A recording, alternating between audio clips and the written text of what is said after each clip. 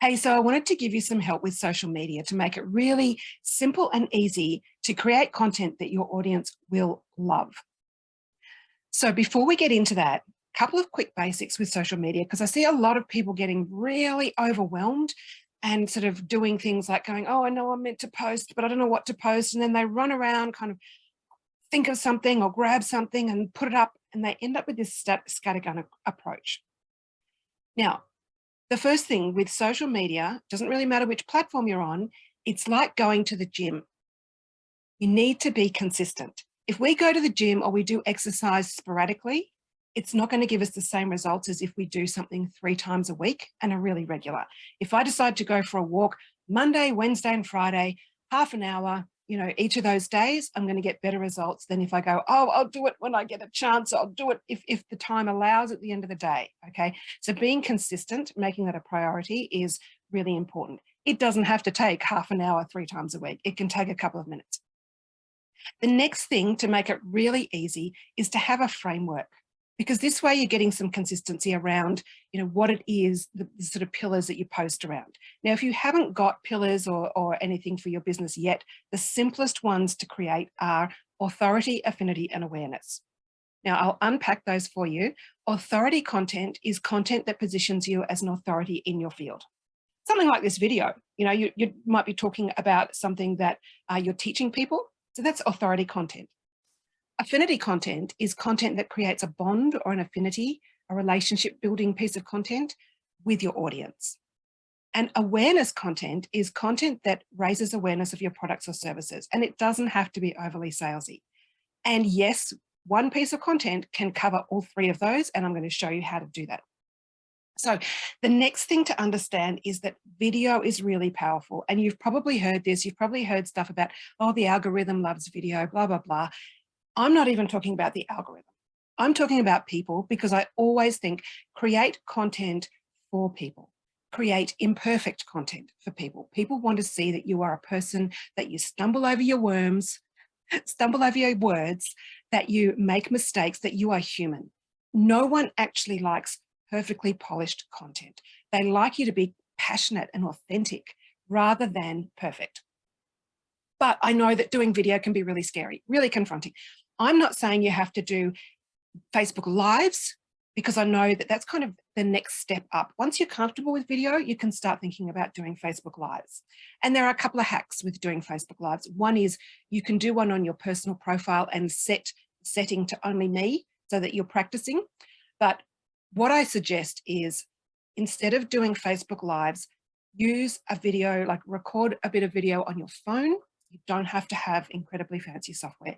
Really, you might want a tripod so that the phone sits still and you can angle it.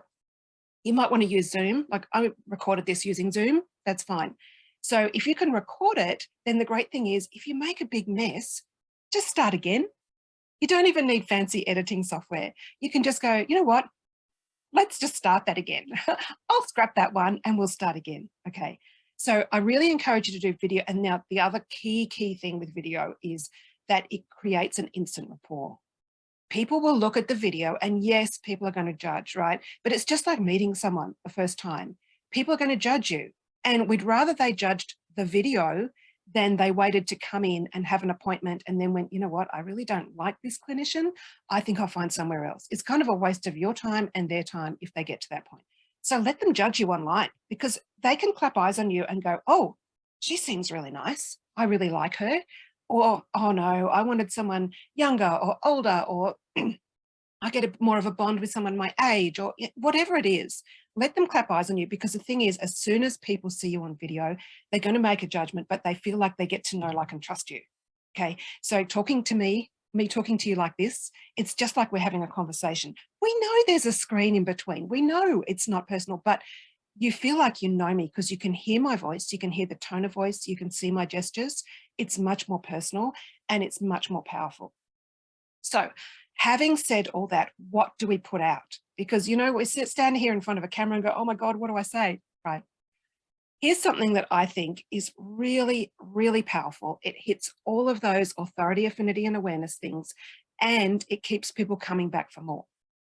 And that is to document a case study of yourself or a friend. If you're a sole operator, you can do this with a friend. Document yourself going through processes. So the processes that you sell, so your services. So do things like, okay, I'm going to go in and this is me with makeup on.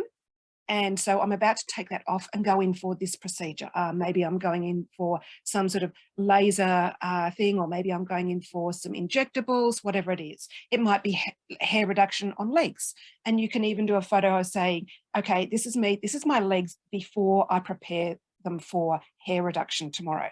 And you can see this is the sort of amount of hair I've got. I've let them grow for about a week. They're pretty gross, but I just wanted to give you an idea of how much hair, and you can see the color of the hair. So it's got some pigmentation. You can talk about that.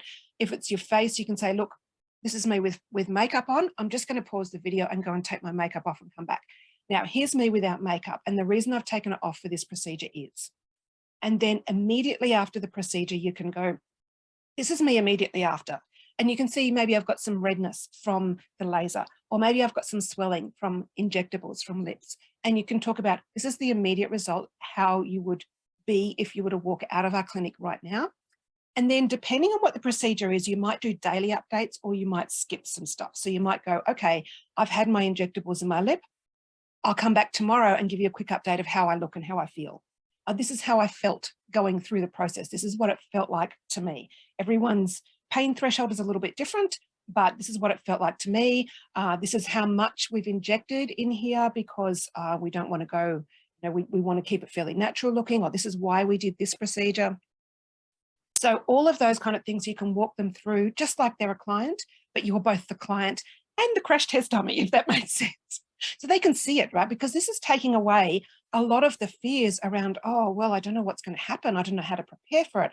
I don't know all this stuff. So if it's something that has daily kind of updates, you can come back and go, okay, so this is day one, this is how the swelling's gone down, or this is what I look like, or you can see that after this really gentle laser, there's really no apparent difference. But I'll come back in a week and we'll start to see the lifting or the tightening or the toning or whatever it is.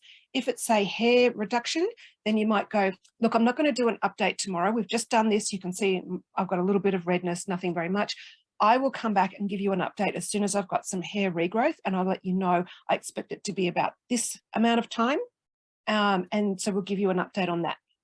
If it's something like a peel, you can go, this is day one, this is day two. And you can see, now I'd be very careful about going out in the sun with this. I'm staying inside. I don't feel like going out. It'll be about this long. Okay. And so you can walk them through the process. And this is fantastic because it gives people a reason to come back. If they see one, it's better than saying, tune in next time when Robin says, you know, holy laser amazingness, you know, this kind of stuff. We don't have to say that. We don't have to say tune in next time. We can just go, I'm going to give you an update on this. It'll be about this time, or I'll come in tomorrow and I'll show you what it looks like tomorrow. And you can walk them through the process. Now, if you're not having anything done at the moment, you can offer maybe something for a friend if you're just starting out, so that you can document then. Or you could even have a customer and negotiate with them and get them to sign off on stuff to say, yes, I'm happy to have my journey documented. Like you might have a male come in and go, okay, oh, great. He wants to have some hair reduction done on his back. What if we document it, but we don't show his face? Maybe he's okay with that. So when you're doing things with customers, it's a good idea to get written permission from them. So I'm not going to dive into that here, but it is a good idea to get written permission particularly if it's identifying them, if it's a face that they're identifying. And obviously with a customer, it's going to be a little bit different for whether they want to do daily updates afterwards and that kind of thing, depending on the treatment. But this is where you can have friends or family or people in your clinic and go, okay, well, if you're my practice manager and you want to have this done, how about we document it? Because this is also another way of people getting to know, hey, this is Chantel, a practice manager, and this is the lovely Chantel, and she's going to have this done today. So hopefully this is making sense for you, because this gives you a whole series of content that you can share with people, right? The journey of going through one of your procedures. And as I said earlier, this hits all of the frameworks. It hits authority, because you're talking to people about the procedure with knowledge. And so you're positioning yourself as an authority figure in your field. It creates awareness of your products and services in a pretty non-salesy way, right? You're not saying, come in and get it. If you want to, fine, say, we've got a special or whatever. But it's pretty non-salesy to share that with them. And then it's also creating affinity because you're sharing a very personal journey. Okay, so that creates a bond with someone. So I do not see this in a lot of laser clinics and med spas and those sorts of things. So I really think this is a great thing to start consider doing. It gives you such an opportunity. I mean, you're usually having some sort of procedures. Maybe you've got someone else who has a clinic and they do you and you do them, and you can kind of share those videos. So I think this is a great way of creating content that people will love to see. This is just like home makeovers. Who doesn't love to be a fly on the wall with home makeovers? And this is, or personal makeovers, those personal makeovers, whether it's Beauty and the Geek or whatever, people love to be a fly on the wall for that and to watch the transformation. And you're giving them that voyeuristic journey. What can be better than that? And sharing that with them.